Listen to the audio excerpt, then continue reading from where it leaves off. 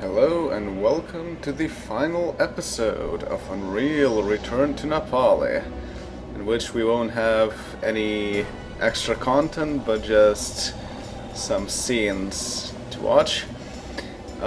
This is the last thing from the thing that was Unreal Enhanced Edition, also made by I Like the UDK. It's a much darker version of the intro map for Return to Napali. I think that's because of the way the sunlight is made. You can see that the sun is quite low, therefore the lighting would realistically be more closer to this than it was in the map that was shipped. So yes, that's all of the enhanced edition things that I wanted to show. There was also a modified version of the intro, but I don't really know what changed. I think it was environmental audio, but I'm not entirely certain. And it also doesn't really work that well with the new Unreal 227 changes to the subtitles and whatnot. So yeah. So anyway, in this episode, what I actually wanted to cover is a review of the game, from my perspective at least. So let's start with the gameplay. Well, basically this mission pack for Unreal is pretty much just more of Unreal, as people in the comments have noted. But I don't think that's a bad thing, because Unreal is a really good game, and having more of it is just fine in my books. And, well, even the name, Return to Napali, as well as Unreal Mission Pack, kind of hints towards that. What else to cover here? Unfortunately, there are still a lot of maps from the Unreal Beta that did not get into Return to Napali, and that's pretty sad, because a lot of those maps were really interesting. Things like Scar Temples, that would have been really awesome to see. Also crypts, breeding grounds for the Scar and whatnot. So yes, it's too bad that that didn't happen. But I'll cover this a bit later.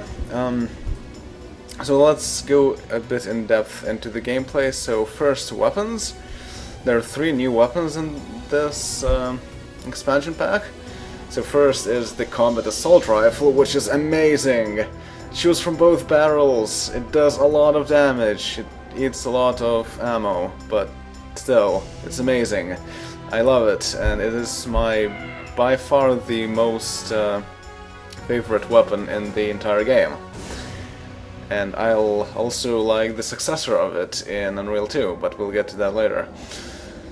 Then the grenade launcher, which is absolutely terrible. You cannot hit anything with it unless you use the alt fire, or unless the enemy is something like a Titan, which doesn't move at all. So yes, it's for single player okay, for multiplayer it's absolutely terrible, so yeah. And then the rocket launcher, yeah, it's good. It's pretty straightforward. I don't really use the alt fire much because it's hard to control. But the primary fire is very straightforward. It's nicer to use it than the 8-ball launcher because it fires just by pressing and keeping the trigger pressed. I would really like to see something like this rocket launcher return in Unreal Tournament 4, because the rocket launcher in the Unreal series altogether has been way overcomplicated. Starting from the Unreal itself, it had like how many shot types? It had regular, it had concentrated fire, it had grenades, it had lock-on. That's just silly. It's way more complicated than any other weapon, and the rocket launcher here in Return to Napali is very nice. It, just like other weapons, has 2 fire modes, and it's straightforward. So yeah, I would rather like to see something like that return to Unreal Tournament 4, but oh well. We'll see how things go. Then, about monsters in this game, there are also 3 new monsters. So first, Pack Hunters, which are quite annoying, especially on the higher difficulty settings as I played here. They just don't go down, and they eat your health very fast and in a very annoying fashion. They also hunt in packs, which make it even more annoying. Then Spinners, which are terrifying, but not that difficult to deal with under regular conditions, though the developers tended to put those things into cramped places where you can't really do much about them. So that's unfortunate. And then Space Marines, well, they're just bots with different skin. That's not that interesting. Well, it is an interesting idea to use bots in single player, I have to say. That could have been explored a bit further, I think, in later games as well. I think some of the mods also had the same idea. The single player campaigns for Unreal Tournament, I think. They also had bots in single player. So yeah. Then, items in this game. There are 2 new items that I can recall. So first is the Terran Scuba Gear, which is definitely handy. It makes sense for it to work that way, to refill oxygen when no longer in use. And then the Cloak, which is absolutely amazing, and I really wish something like that could have been reintroduced in later games as well. Again, thinking a bit about Unreal Tournament 4, that's something that I noted on the forums as well. Like, it's something that adds jump height, air control, and partial invisibility. That's really amazing. So things like combo power-ups could be used in the same way. So that's cool. It would have been nice in this game if the cloak was used in some fashion in the single player, but then again I understand why it wasn't. It's kind of overpowered. Alright, then the game types in this game, well, the multiplayer game types at least. First, Terran Weapons match that I showed previously. It honestly should have been a mutator. But I can again understand why they went and made it into a game type. Because at the time when Return to Nepali was just released, there was no real good way to apply mutators.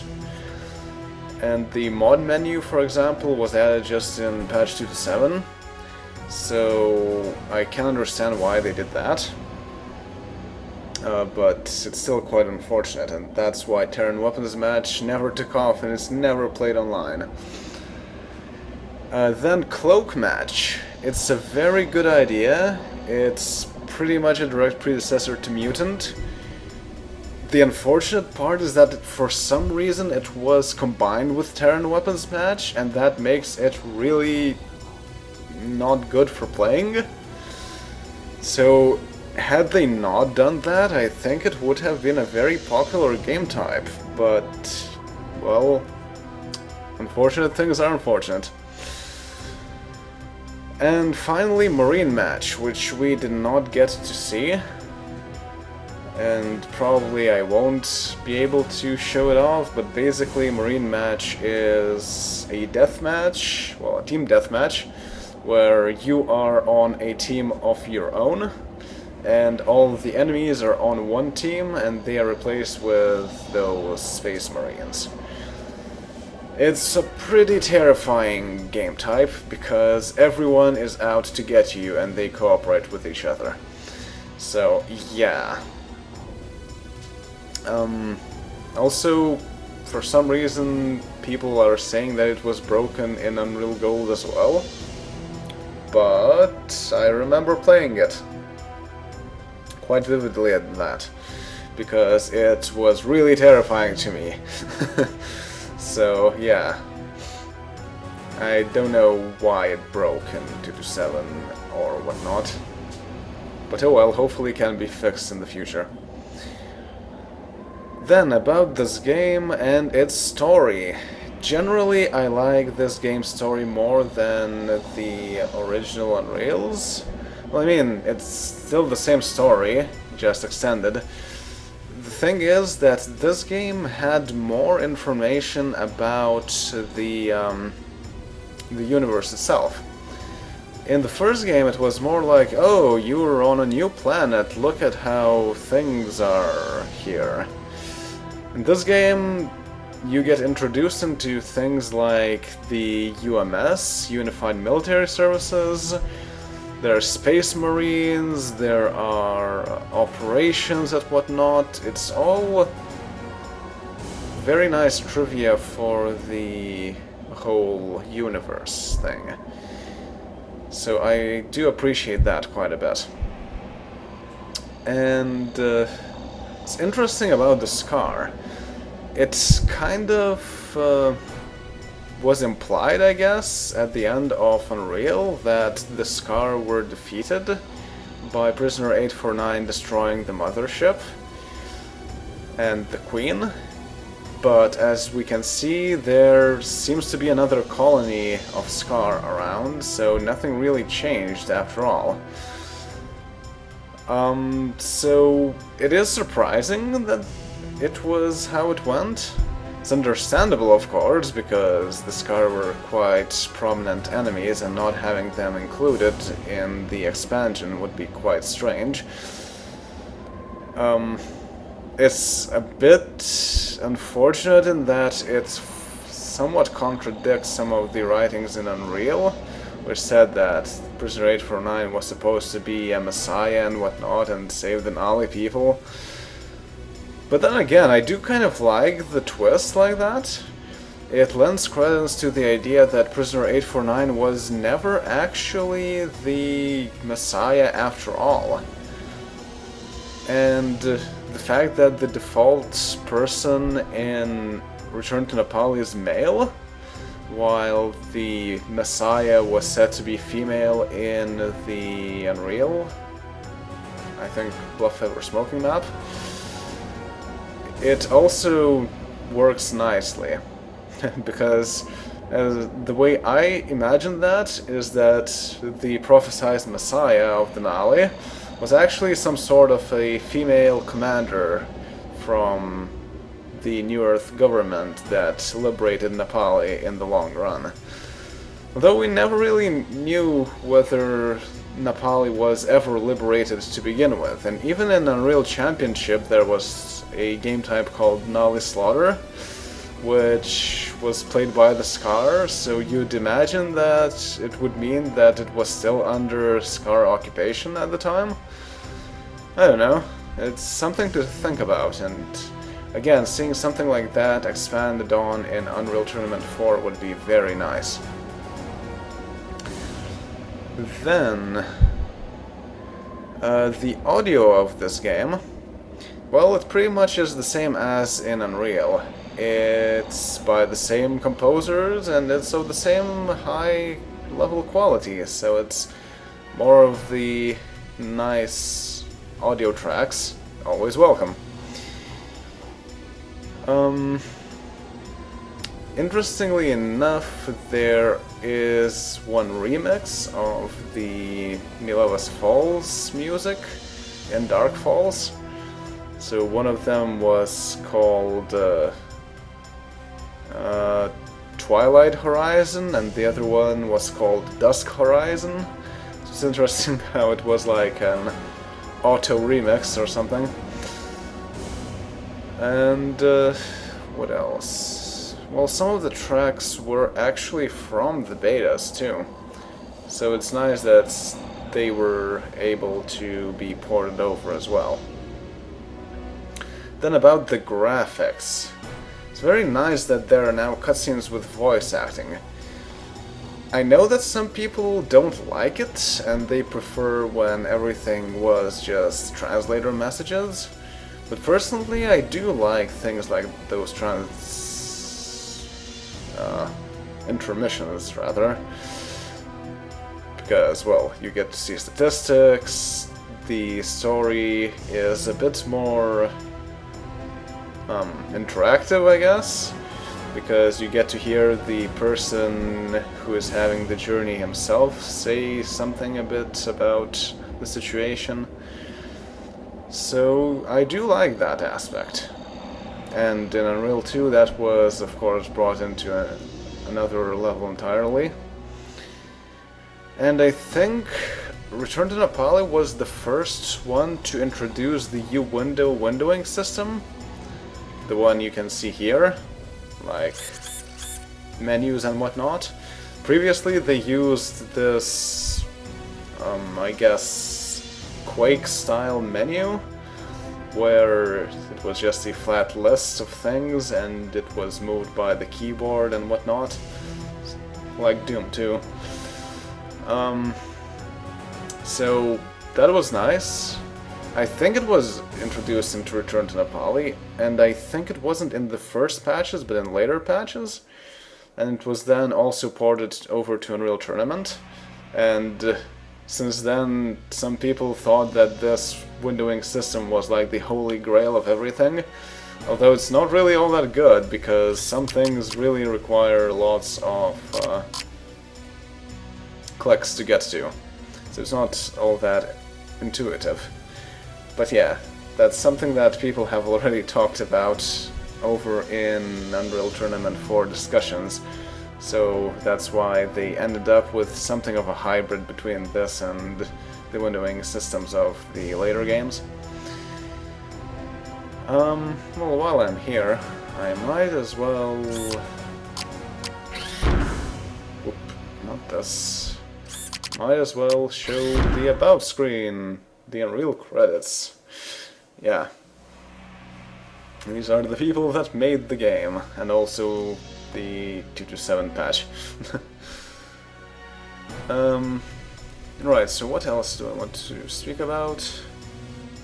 Well, yeah, about the betas. Like I said, it's too bad that not all of the maps from the beta made it. Interestingly enough, there was another mission pack, or another expansion for Unreal planned, and I think it was already in development. But for some reason it was cancelled. That's too bad. Although, I wonder how they would have gone with the player character, because we were shown at the end of Return to Nepali that Prisoner 849 flew outside of the star system. So, I'm not sure. But yeah, so it's too bad that not everything got ported, and the second expansion was cancelled. But you can actually still play the Unreal beta itself if you want. There are also ports of the beta maps to the final Unreal. I think it's worth checking it out. I won't do a let's play of that, but something to keep in mind. I have played through it, and obviously since it's a beta, not everything was finished. But there are some really interesting things like... Well, I already mentioned the Temples of Scar, but there was also another ship from the mercenaries called Cryox. And really the mercenaries were just visited once during the whole game, including Unreal and Return to Nepali, and they weren't really touched on at all, so it's too bad. Cryox would have been very nice to have as well, but oh well. Then about the possible bugs in this game, so on release and with the latest official patch, this game did have network compatibility issues with Unreal and Unreal Gold. But of course all of that was fixed with patch 2.7, as well as adding a lot of other things, like obviously the native Linux client.